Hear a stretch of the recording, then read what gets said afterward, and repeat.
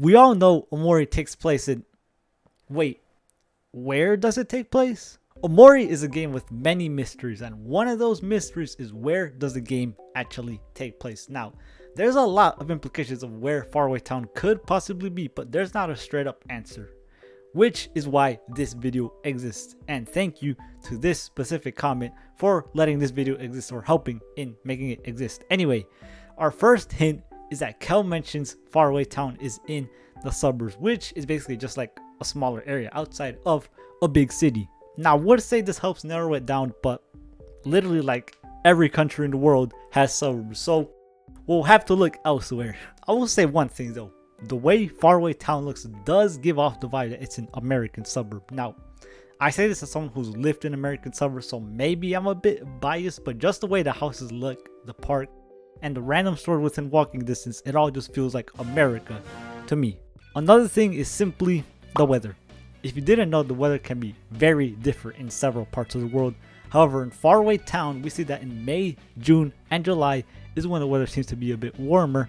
And obviously during December, January, and February, it is very snowy and very cold. I don't know why I said very snowy, but anyway, this all implies that wherever Faraway Town is, it's somewhere in the northern hemisphere, since the northern hemisphere has summer during June.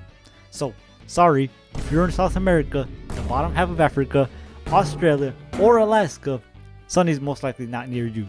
Anyway, I don't know if the Omori calendar counts as canon or not, but for the sake of this video, I will count it. Now, if you see here, the July art of the Omori calendar shows Marie holding a sparkler firework.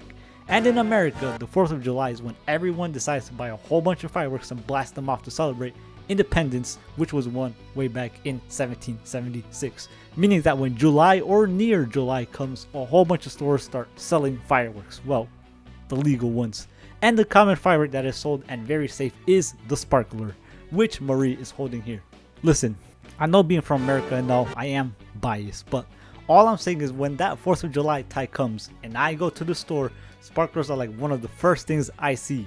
So yes, the evidence I am presenting is based on my personal experience. But either way, all the evidence here is a pretty convincing argument. Faraway Town is somewhere in America.